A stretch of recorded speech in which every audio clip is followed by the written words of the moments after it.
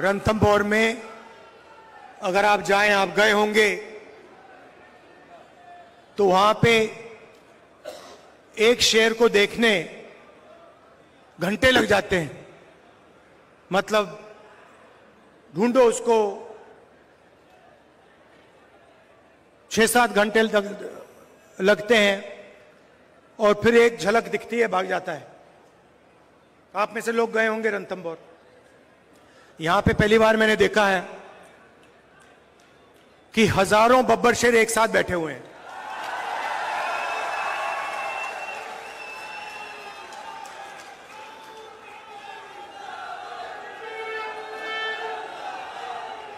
शांति से बैठे हुए हैं।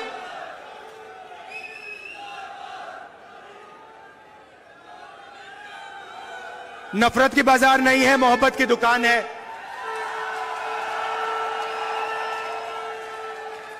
अहंकार नहीं है, नफरत नहीं है, मोहब्बत है, इज्जत है, प्यार है। यह फर्क है बीजेपी में और कांग्रेस पार्टी में। विचारधारा की लड़ाई चल रही है।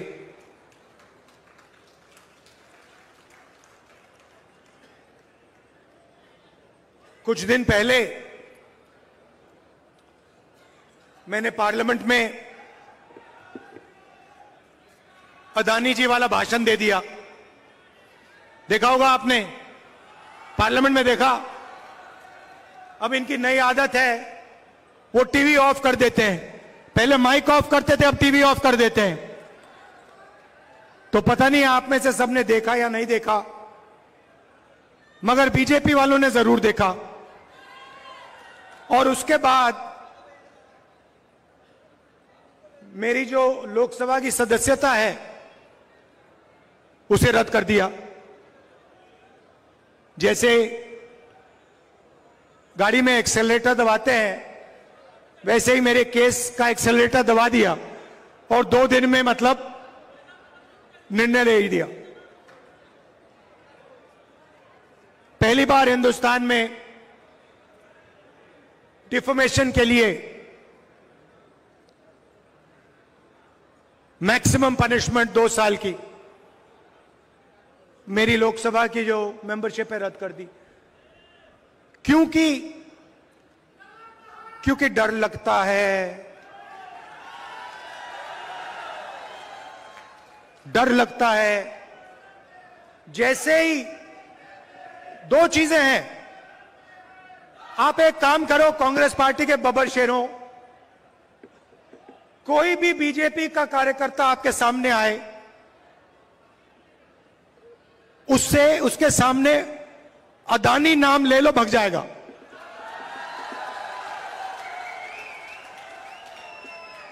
एक से उसको सामने खड़ा होगा, आएगा, वो कुछ भी कहे, आप उससे कहो भैया एक बात बताओ, ये आपके जो प्रधानमंत्री हैं, इनके बीच में और अदानी जी के बीच में क्या रिश्ता है? बीजेपी वाला भग जाएगा। तो पैनिक होता है, डर लगता है। उसके बाद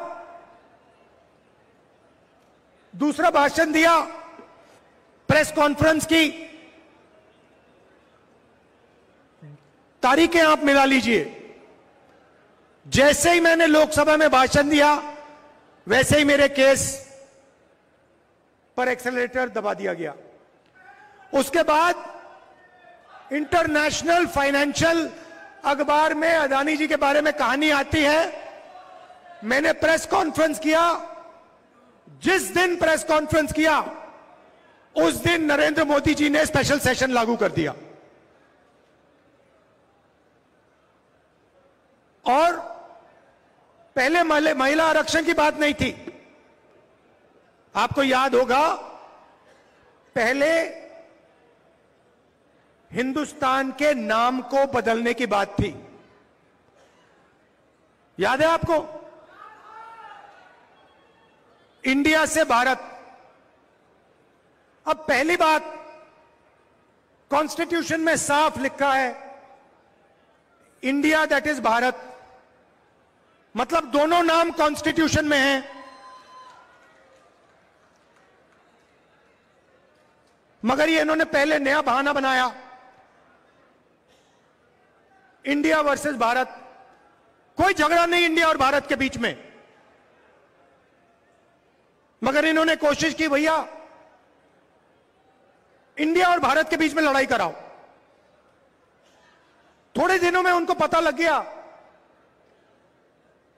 कि जनता इसको एक्सेप्ट नहीं करेगी। जनता ये बात को सुनने के लिए तैयार ही नहीं है। प्रॉब्लम हो गई। अब स्पेशल सेशन में क्या करें? स्पेशल सेशन तो अनाउंस कर दिया, अब क्या करें? चलो महिला आरक्षण की बात करते हैं। अब देखिए, महिला आरक्षण का हमने पूरा समर्थन किया है। राजीव गांधी जी पंचायती राज में महिला आरक्षण लाए थे। हमने बिल का सब पार्टियों ने, इंडिया ने, जो हमारा गठबंधन है, सब पार्टियों ने कहा हम इस बिल को पूरा समर्थन देते हैं। मगर इसमें हमारे 2-3 सवाल हैं, सवाल के जवाब दे दीजिए। पहला सवाल, इसमें ओबीसी महिलाओं के लिए रिजर्वेशन क्यों नहीं किया? दूसरा सवाल, बीजेपी के लोग कहते हैं कि महिला आरक्षण करने से पहले नए सेंसस की जरूरत है और नए डिलिमिटेशन की जरूरत है। यह सच नहीं है भाइयों और बहनों। महिला आरक्षण को लागू करने के लिए विधानसभा और लोकसभा की 33% सीटें महिलाओं को आज दी जा सकती हैं। मगर इन्होंने बहाना बनाया है। ये चाहते हैं कि महिला आरक्षण 10 साल में लागू हो। हम चाहते हैं कि महिला आरक्षण आज लागू हो।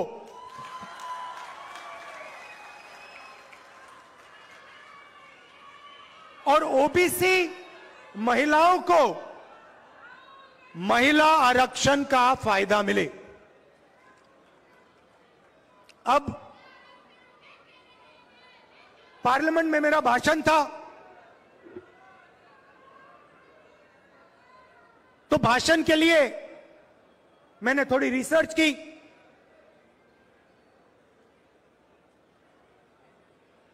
हमारे जो इंस्टीट्यूशंस हैं, जो संस्थाएं हैं, उसमें ओबीसी वर्ग की, दलित वर्ग की, आदिवासी वर्ग की क्या भागीदारी है?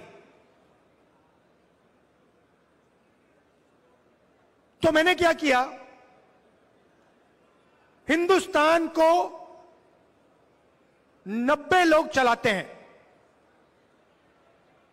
हिंदुस्तान को, आज के हिंदुस्तान को एमएलए और एमपी नहीं चलाते हैं। आज के हिंदुस्तान को प्रधानमंत्री 90 अफसरों के साथ चलाते हैं। वो कौन है? वो हिंदुस्तान की सरकार के सेक्रेटरीज हैं। हर मिनिस्ट्री को, सेंट्रल मिनिस्ट्री को सेक्रेटरी चलाते हैं। तो मैंने एक बात चेक की कि ये जो लोग 90 लोग हैं जो हिंदुस्तान की सरकार को चलाते हैं, पूरा का पूरा पावर इनके हाथ में है। हिंदुस्तान किस ओर जाएगा, शिक्षा में क्या निर्णय लिए जाएंगे, स्वास्थ्य में क्या निर्णय लिया जाएंगे, नरेगा का डिजाइन कैसे होगा, भोजन के अधिकार का डिजाइन क्या होगा, ये 90 लोग चुनते हैं, ये डिसाइड करते हैं। तो मैंने सोचा देखता हूं इन 90 लोगों में से नरेंद्र मोदी जी की सरकार में ओबीसी कितने हैं। नरेंद्र मोदी जी 24 घंटा ओबीसी की बात करते हैं। भाइयों और बहनों, आज 90 लोगों में से 3 लोग ओबीसी वर्ग के हैं। 3 लोग ओबीसी वर्ग के हैं। और बात सुनिए, वो 3 लोग हिंदुस्तान के सिर्फ 5% बजट पे निर्णय लेते हैं।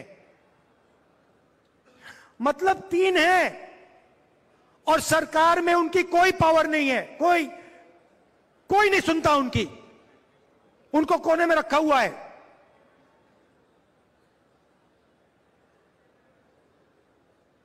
तो फिर पार्लियामेंट में मैंने एक और सवाल पूछा, जो शायद हिंदुस्तान के लिए,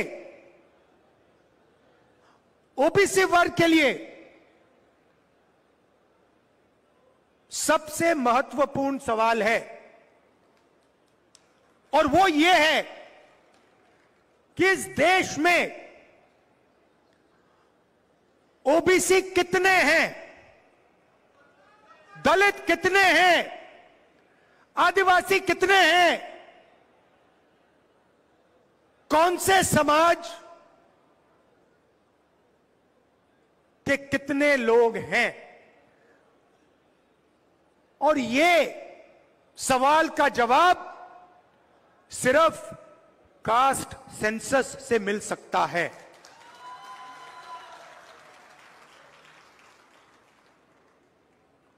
जैसे ही मैंने कास्ट सेंसस की बात शुरू की पार्लियामेंट हाउस में, आप देख लेना,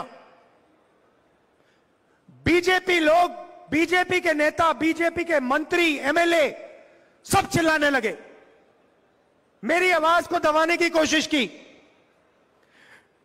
टीवी का कैमरा हिल गया कि देश के ओबीसी को यह पता ना लगे कि हिंदुस्तान की सरकार को जो चलाते हैं, 90 लोग जो चलाते हैं, उनमें से सिर्फ 3 ओबीसी वर्ग से आते हैं।